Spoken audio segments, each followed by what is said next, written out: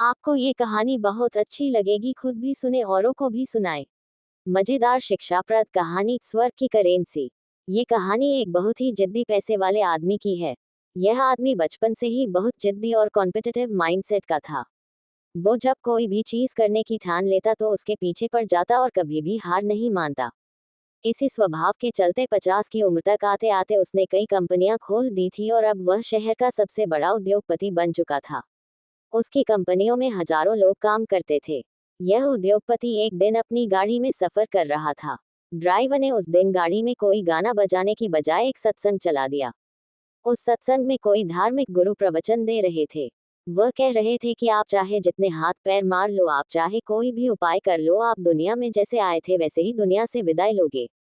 गुरु ने इस बात को गहराई से समझाते हुए कहा कि आपने जिंदगी भर जो भी कमाया है या जिसके लिए आपने अपनी पूरी जिंदगी खपा दी है, चाहे वह घर हो, धन हो, शोहरत हो या और कुछ भी, वह सब आप अपने साथ कभी नहीं ले जा पाएंगे। अपने स्वभाव के अनुसार व्यापारी इस धर्मगुरु के बोलने को एक चुनौती की तरह स्वीकार कर लेता है। व्यापारी ठान लेता है कि वह इस धर्मगुरु के शब्दों को गलत साबित कर देगा। वह कुछ ऐसा करेगा कि वह अपना कमाया हुआ धन मरने के बाद भी अपने साथ लेकर जाएगा। उस दिन से उद्योगपति दिन रात यही सोचने में लग जाता है कि वह क्या करे जिससे वह इस चुनौती को जीत पाए। कुछ दिन बीत जाते हैं लेकिन उसे कोई भी ऐसा उपाय नहीं मिलता जिससे वह उस धर्मगुरु की बात को गलत साबित कर पाए। काफी सोचने समझने के बाद वो तय करता है कि वह अकेला ज्यादा नहीं सोच पाएगा, इसलिए उन सभी लोगों के दिमाग का इस्तेमाल करना सही होगा जो उसकी कंपनियों में काम करते हैं।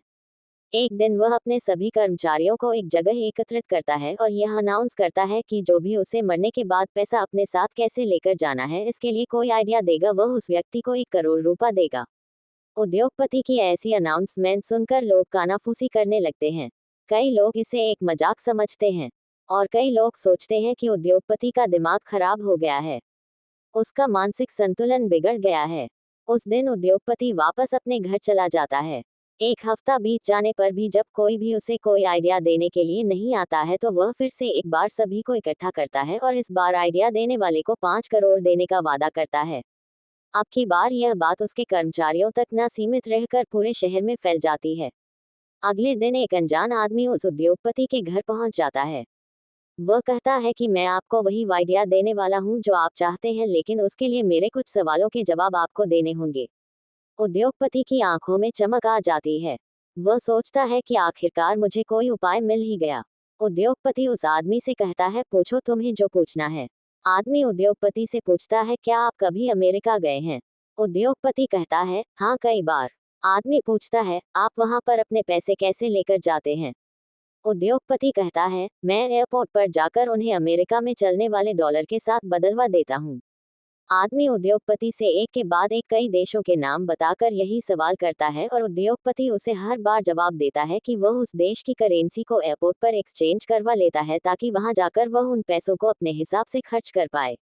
बार बार एक तरह का सवाल सुनकर उद्योगपति चीर जाता है और वह उस आदमी से कहता है कि तुम ऐसी बेवकूफों जैसी बातें क्यों कर रहे हो?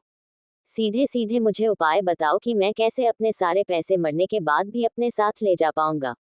आदमी कहता है, यही तो मैं कब से आपको समझाने की कोशिश कर रहा हूँ। जैसे आप इस देश के पैसे दूसरे देश में इस्तेमाल करने से पहले उस देश के पैसों के साथ एक्सचेंज करवाते हैं, वैसे ही आपको मरने से पहले अपने सारे पैसे स्वर्ग की करेंसी के साथ एक्सचेंज करवाने पड़ेंगे। और स्वर्ग की करेंसी है पुण्य। आप अपने पैसों का इस्तेमाल ऐसे कामों में कीजिए जिनसे पुण्य मिलता है। बस यही एक तरीका है जिससे आप अपना कमाया सारा धन अपने साथ मरने के बाद भी ले जा सकते हैं।